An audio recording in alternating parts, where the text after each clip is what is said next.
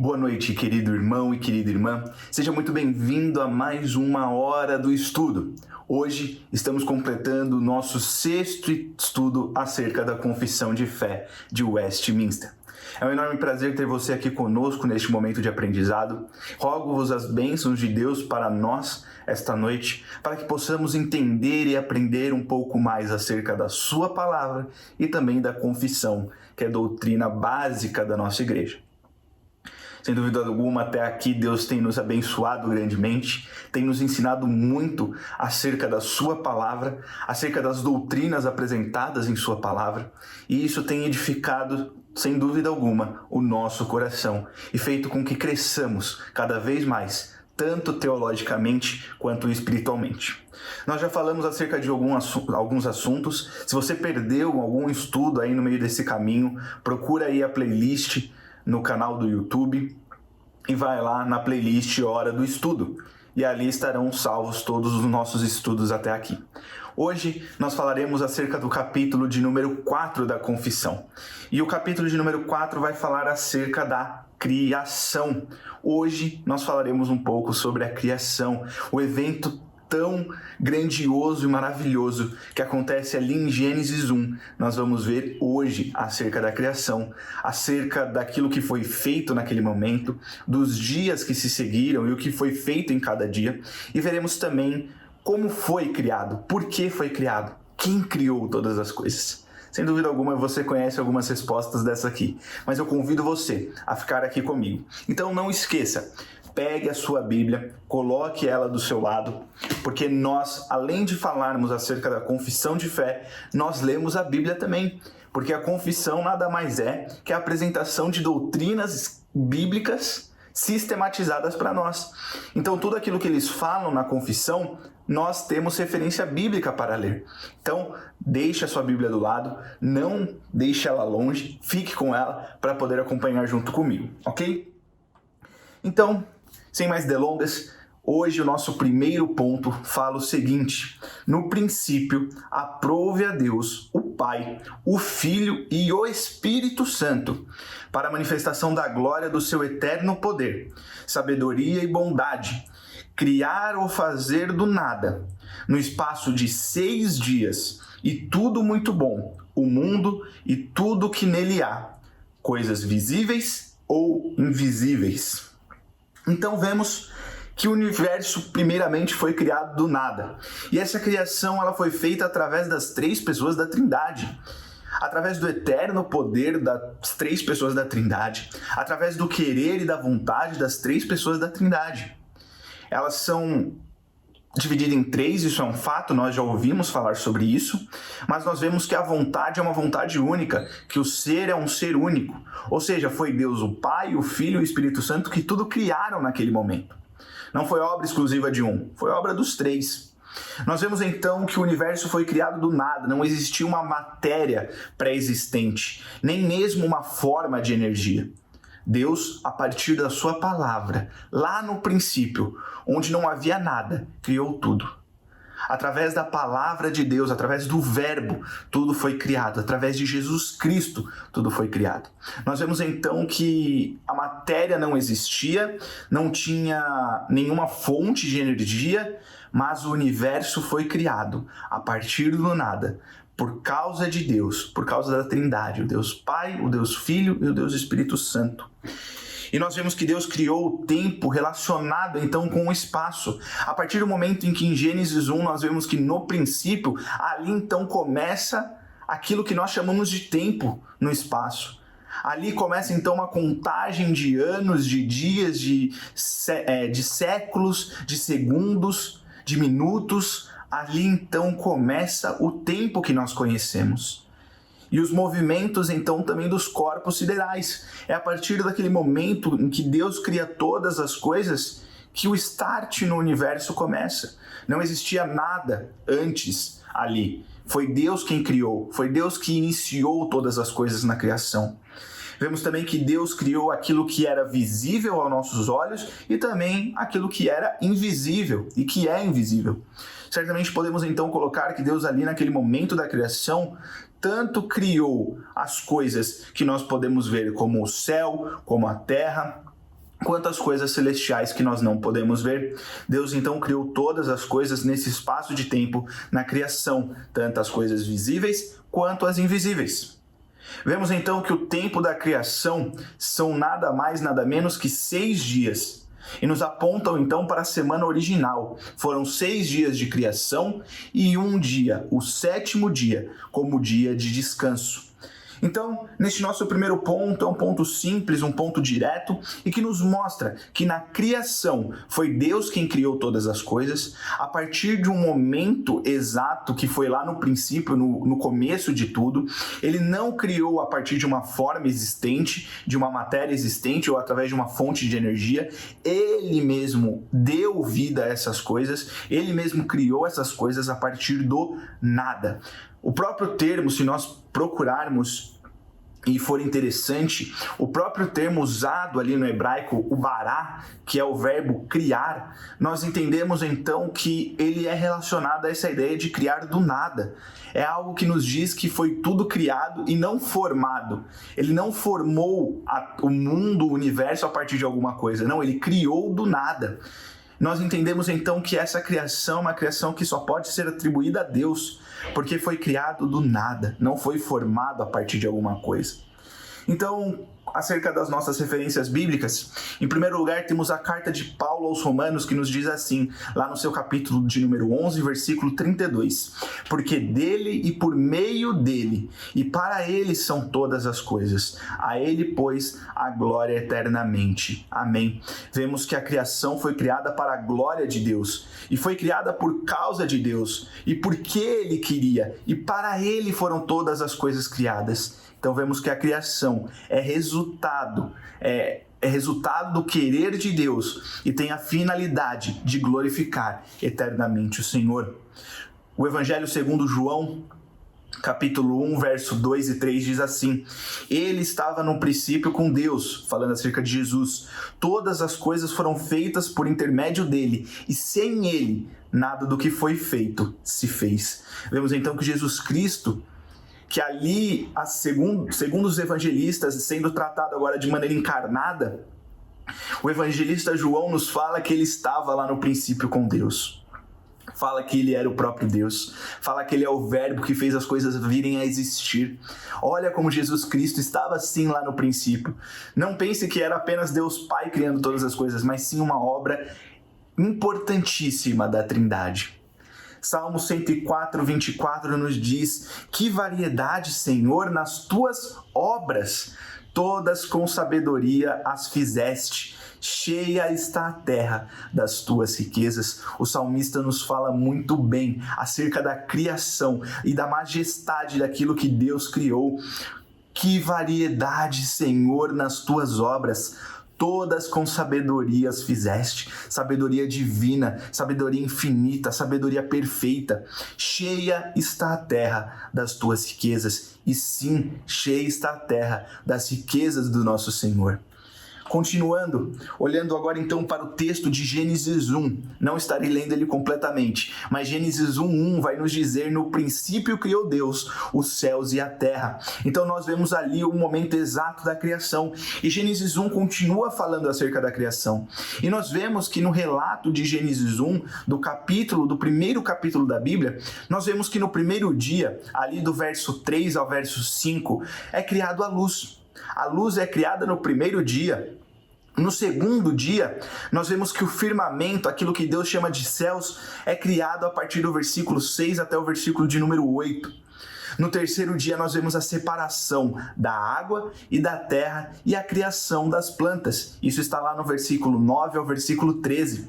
Vemos também que no quarto dia, Deus cria o sol, a lua, os dois maiores luzeiros, um para governar o dia e outro para governar a noite, e as estrelas, lá no versículo 14 até o versículo 19. Vemos também que no quinto dia, a vida marinha e os pássaros são criados por Deus. E a partir daquele momento, no versículo 20 e 22, nós vemos então que a terra começa a ser habitada. A partir então, o mar começa a ser habitado e os céus também começam a ser habitados. Mas no sexto e último dia, nós vemos que os animais terrestres, assim como o homem e a mulher, a coroa da criação, o ponto mais alto da criação, o homem e a mulher, são criados. Versículo 24 até o versículo 31. Então este é o resumo daquilo que foi criado nos 6 dias da criação.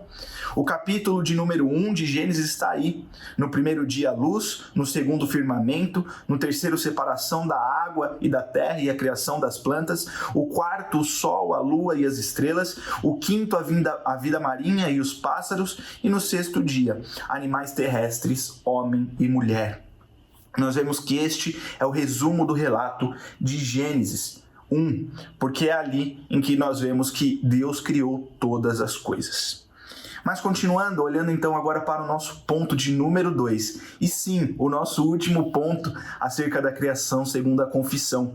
Nós vamos então ter só mais um ponto e aí nós então terminaremos o nosso estudo.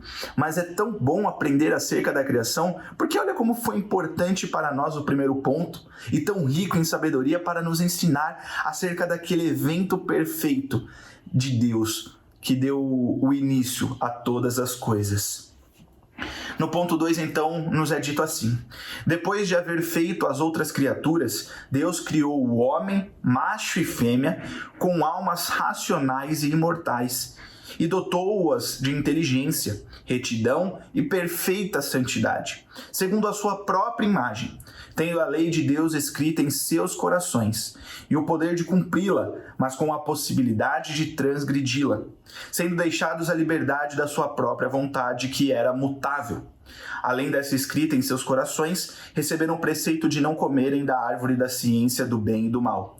Enquanto obedeceram a este preceito, foram felizes em sua comunhão com Deus e tiveram domínio sobre as criaturas. Então vemos então que Deus no começo, naquela criação, criou o homem e mulher. Homem, macho e fêmea foram criados como imagem e semelhança de Deus. Nós vemos então que a imortalidade do homem era um dom dado por Deus. Adão e Eva não morreriam naquele paraíso, não morreriam ali no jardim do Éden, mas eles deveriam obedecer à lei de Deus. E o texto nos fala que a lei foi colocada no coração de Deus, mas além da lei ser colocada no coração através de Deus, nós vemos que eles recebem então a ordem de não comerem do fruto do conhecimento do bem e do mal.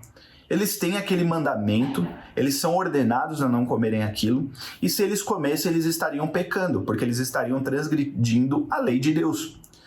Mas assim eles o fazem. Por quê? Porque eles têm, então, em si, na verdade, eles têm a vontade livre.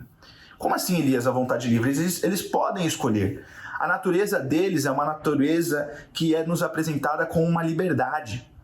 Nós entendemos, e quando falamos acerca do livre-arbítrio, nós entendemos que Adão e Eva tinham livre-arbítrios porque eles poderiam escolher entre pecar e não pecar.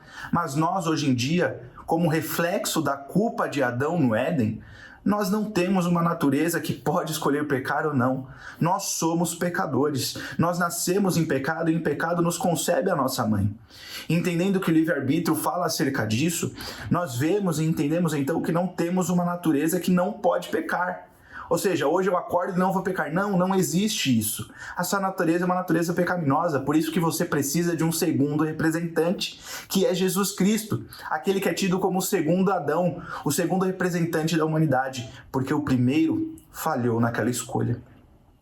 O primeiro acabou caindo e transgredindo a lei de Deus, mas ele tinha sim a possibilidade de não fazê-lo, porque ele foi criado com uma inteligência, retidão e perfeita santidade, segundo a própria imagem de Deus. E ele tinha o poder de cumprir a lei de Deus que estava escrita no seu coração, mas tinha a possibilidade de transgredi-la. E foi assim que eles fizeram. Eles transgrediram a lei de Deus. Eles foram deixados à liberdade da sua própria vontade, que era mutável, ou seja, que podia mudar. Ele podia um dia obedecer ou podia não obedecer, mas aquilo era livre para ele. Mas nós, em nossos delitos e pecados, estamos perdidos e a nossa natureza não aponta para algo bom. Por isso que nós precisamos de Cristo, nosso Senhor e Salvador, porque em nós não há nada de bom. porque em nós não temos então essa livre escolha de escolher o bem, porque a nossa natureza aponta para o mal. Por isso que nós não temos livre-arbítrio. Como eu disse lá no começo, o livre-arbítrio não é ligado nas escolhas que eu faço no meu dia a dia. Isso se chama livre agência. Mas o livre-arbítrio aponta aquilo que é segundo a minha natureza. Se eu tenho uma natureza pecaminosa, eu não posso agir contrário a ela. Ou seja, então eu não tenho livre-arbítrio. Eu não posso agir contrário àquilo que eu sou, um pecador que nasce em pecado por causa de Adão. Lá no Éden, Adão e Eva que pecaram, que eram os nossos representantes, Adão principalmente como nosso representante, nós vemos que eles pecaram. Isso trouxe consequência à humanidade, porque eles eram os representantes. Mas Jesus Cristo veio para ser o segundo Adão, o segundo representante, perfeito sacrifício, agradável, para apaziguar a ira do Senhor. Então nós entendemos que a ideia do livre-arbítrio é acerca da nossa natureza, e a Escritura fala acerca da nossa natureza. Nós veremos um pouco mais sobre o livre-arbítrio lá na frente. A confissão fala sobre isso. Mas eu quero só então te dizer que Adão e Eva tinham livre-arbítrio, contrários de nós, mas eles transgrediram a lei do Senhor.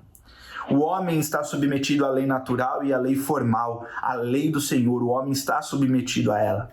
O preceito da lei formal como sinal do pacto de obras. Nós vemos então que a lei formal, a lei que Deus deu deles não comerem, era reflexo então naquilo que eles deveriam fazer. O pacto das obras ali naquele momento. Eles deveriam obedecer para não serem expulsos, para não morrerem, para não serem tirados então do jardim do Éden. E nós vamos ver que o homem foi criado sem pecado, mas foi sujeito a pecar. Então nós vemos que o homem é criado sem nenhum pecado, mas estava sujeito a cair no pecado. E ele caiu, sim, porque nós sabemos da história muito bem, que a serpente veio, tentou Eva, ela comeu e deu a Adão também. A culpa não é apenas de Eva, a culpa não é apenas de Adão, a culpa daquele pecado é dos dois. Mas Adão era o maior representante. Adão deveria ter tomado muito cuidado naquele momento. Mas os dois pecaram e os dois sofreram o castigo de Deus, pois eles quebraram a lei de Deus. Eles pecaram, agiram contrário à lei de Deus. Mas acerca disso, acerca do homem, nós vemos que Gênesis 1, 27 nos diz: criou Deus, pois o homem à sua imagem, a imagem de Deus o criou, homem e mulher os criou. Criou Deus, pois o homem, a sua imagem, a imagem de Deus o criou. O homem foi criado à imagem de Deus, homem e mulher foram criados à imagem de Deus. Eles eram então perfeitos como Deus, Elias? Não, não era isso. Mas eles foram criados uma imagem e semelhança de Deus, criados numa vida santa, uma vida perfeita, uma vida comum, uma comunhão perfeita com Deus. Eles foram criados à imagem de Deus. E essa imagem, até nos dias de hoje, refletem, porque todos nós, seres humanos, temos a imagem de Deus em nós, a imago Dei, aquilo que é conhecido como imagem de Deus. E devemos amar o nosso próximo, assim como a lei nos manda, assim como Jesus Cristo nos fala, porque o nosso próximo é a imagem de Deus. Nós vemos então que lá em Gênesis 2:7, continuando, vemos então: formou o Senhor Deus ao homem do pó da terra, e lhe soprou nas narinas o fôlego de vida, e o homem passou a ser alma vivente. O homem não foi criado do nada, o homem foi formado. Lembra a diferença do criar do nada lá em Gênesis 1:1? Agora para Gênesis 2:7 nós vemos que Deus formou o homem a partir do pó da terra, a partir daquelas reações químicas que ali estavam acontecendo. Ele soprou nas narinas o fôlego de vida e o homem passou a ser alma vivente. Gênesis 3:6, nós vemos então a queda, vendo a mulher que a árvore era boa para se comer, agradável aos olhos, e a árvore desejável para dar entendimento, tomou-lhe do fruto e comeu, e deu também ao seu marido, e ele o comeu. Nós vemos então que a árvore do bem e do mal acaba sendo então o pecado daqueles que ali estavam. Deus falou que eles não poderiam comer, mas eles comeram, eles buscaram, eles foram atrás. Eva foi tentada e não resistiu. Depois ela foi lá e entregou a Adão, e Adão também comeu. E a partir do momento em que eles comem, eles olham para si, veem que estão nus e passam a ter vergonha daquele estado onde eles estavam, porque agora eles têm o conhecimento do bem e do mal. E ao serem procurados por Deus, eles se escondem. Mas como eles vão se esconder de Deus? Deus todo dia estava com eles, Deus sabia todas as coisas que aconteciam naquele lugar, naquele jardim.